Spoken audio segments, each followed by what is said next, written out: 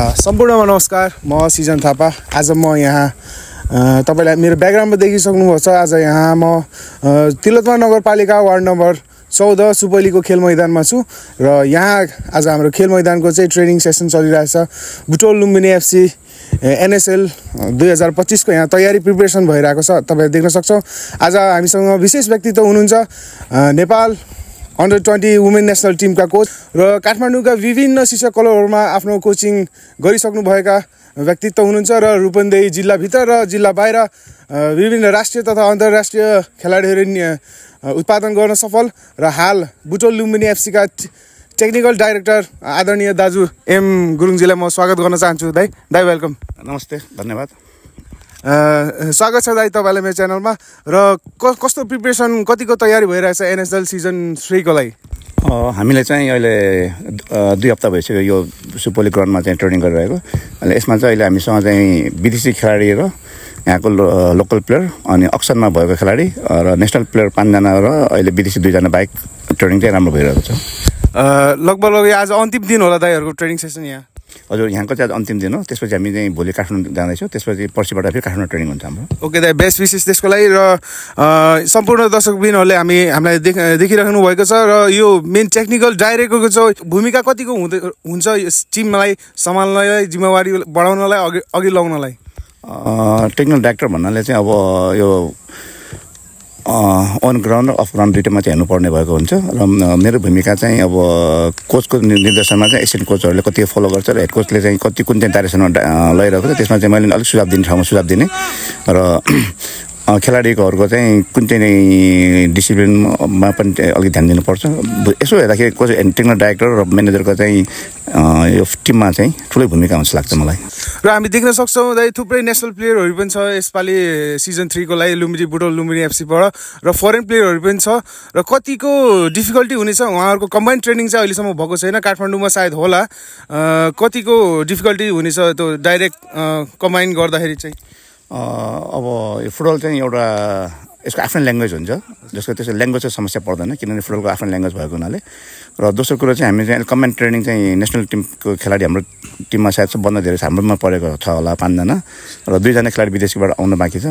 उनीहरूलाई चाहिँ अलिकति टिममा एडजस्ट गर्न गाह्रो चाहिँ हुन्छ। तर एडजस्ट गर्दाखेरि हामीले नि कुन तरिकाले गराउँछ भने चाहिँ टिमभित्र भएको 5 जनाले 7 जनालाई पनि त्यो भूमिका 5 जनाले चाहिँ त्यो भूमिकाकोमा चाहिँ जस्तो इक्जाम्पल स्ट्राइकर हाम्रो चाहिँ अहिले यहाँ ट्रेनिङ गरिरहेको छ। अर्को स्ट्राइकर बाहिरबाट खेल्न आउँदाखेरि उसले चाहिँ स्ट्राइकरलाई सिकाउँदै फलोअप गराउँछ। त्यसै मिडफिल्डले पनि मिडफिल्डभित्र छिर्दाखेरि नयाँलाई चाहिँ त्यसै फलोअप गर्छ। त्यसै गर्दाखेरि खासै दुःख चाहिँ हुँदैन। तर अलिकति चाहिँ स्टार्टिङ 15 मिनट चाहिँ टिम वर्क चाहिँ गाह्रो होला। ओके दाइ, यसपालि चाहिँ हामी देख्न सक्छौँ थुप्रै इन्टरनेसनल प्लेयरहरू छ।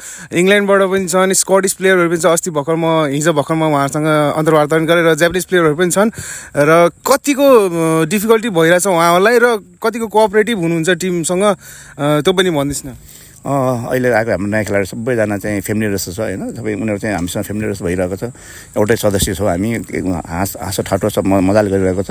त्यति उनीहरू पनि जस्तो इङ्ल्यान्डबाट आयो भन्दैमा स्कटिसबाट आयो भन्दैमा उनीहरू पनि घमण्ड छैन। जस्तो हामी नर्मल लाइफ बिताइरहेको छ, नर्मल खाना खाइरहेको छ।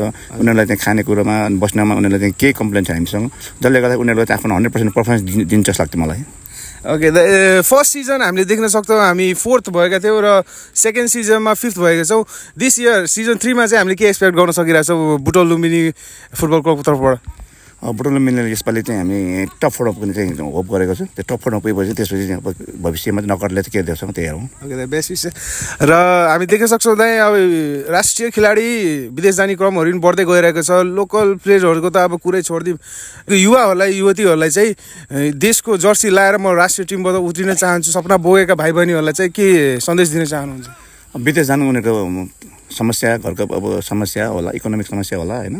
अनि दोस्रो कुरो चाहिँ खेलाडीहरू चाहिँ खेलाडीबाट पनि जान पाएको त मलाई खुसी लाग्छ। एन्फाले पनि अब रोक्न सक्दैन किनकि मेन त पार्ट त इकोनोमिक हो। दोस्रो कुरो चाहिँ अब नेपाली क्लबहरू पनि अहिले धराशायीमा छ किनकि संसारमा इकोनोमिकको चाहिँ क्राइसिस भइरहेछ।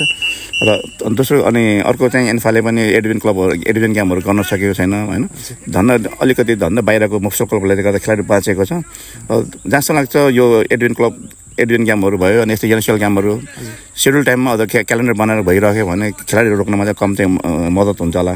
अनि दोस्रो कुरो नयाँ आउने पिँढीहरूलाई पनि एउटा यस्तो होस् कि जब कि म चाहिँ नेसनल टिमबाट गएर जर्सी लाउन पाऊँ, फ्युचरमा चाहिँ म नेसनल प्लेयर हुँ, फ्युचरमा एउटा आइडल बनाएर चाहिँ कुनै पनि एउटा आइडल खेलाडी बनाऊँ भन्ने चाहिँ एउटा त्यस्तो किसिमको चाहिँ पुरस्कारहरू त्यस्तो किसिमको के राशि राखिदियो भने सायद तिनीहरूको पनि अलिकति फुटबलमा चाहिँ लगाव बढ्छ कि भन्ने मलाई आशा लाग्छ। मैले देखिरहेको छु दाइ करेन्ट लुम्बिनी तर्फबाट यहाँ जुनियर भाइहरूको पनि ट्रेनिङ गरिरहेको छ। आगामी प्रोजेक्टहरू पनि के कसो छ होला त अलि भन्न मिल्छ होला दाइ? बुटोल लुम्बिनी फुटबल क्लबले चाहिँ 4 ठाउँमा चाहिँ ट्रेनिङ सेन्टर राखेको छ। एउटा युसुफौलीमा, अर्को हाम्रो यो ठुटी पिपल भन्ने ठाउँमा, एउटा रामनगर, एउटा भूपू सैनिकमा। त्यो सबैको ठाउँको हामीले चाहिँ रेड, ग्रिन र ब्लू अनि व्हाइट भनेर चाहिँ चिन्छु। अब हाम्रो फ्युचरमा चाहिँ यही यस्तै ट्रेनिङ सेन्टर हामीले 10 ठाउँमा चाहिँ रूपन्देही जिल्लामा अथवा यही लुम्बिनी प्रदेशभित्रमा चाहिँ राख्ने प्लान बनाइरहेको छ। 83 मा चाहिँ सायद हाम्रो चाहिँ यो ट्रेनिङ सेन्टरबाट चाहिँ बच्चा छनौट गरेर चाहिँ एउटा एकाडेमी चाहिँ खडा गर्ने प्लान चाहिँ लुम्बिनी फुटबल क्लबको चाहिँ छ। ओके दाइ, बेस्ट अफ लक त्यसको लागि। र मेरो अन्तिम क्वेसन रहनेछ तपाईँहरूलाई चाहिँ लास्ट सन्देश चाहिँ के दिन चाहनुहुन्छ? सम्पूर्ण बुटोल लुम्बिनी एफसीका फ्यान्सहरूलाई चाहिँ के अपिल गर्न चाहनुहुन्छ, के सन्देश दिन चाहनुहुन्छ? तपाईँहरूले चाहिँ जसरी पहिला रूपन्देहीले माया गरे जस्तो बुटोल लुम्बिनी फुटबल क्लबलाई नि माया गरिदिनुहोस्। हाम्रो फुटबल लुम्बिनीको गेम भन्ने बेलामा सक्नुहुन्छ भने रङ्गशालामा चियर गरिदिनुहोस्, रमाइलो गरिदिनुहोस्। सक्नुहुन्न भने आफ्नै ठाउँमा बसेर टिभीमा आउँछ, टिभीमा लाइभ हेरेर चाहिँ रमाइलो गरिदिनुहोस्। त्यति म भन्न चाहन्छु। ओके दाइ, थ्याङ्क यू भेरी मच। तपाईँको एकदम इम्पोर्टेन्स टाइम दिनुभयो, त्यसको लागि म लगायत सम्पूर्ण रूपन्देही लुम्बिनी प्रोभिन्सको तर्फबाट तपाईँहरूलाई आगामी यो एनएसएल सिजन 3 को लागि बेस्ट विशेष। धन्यवाद।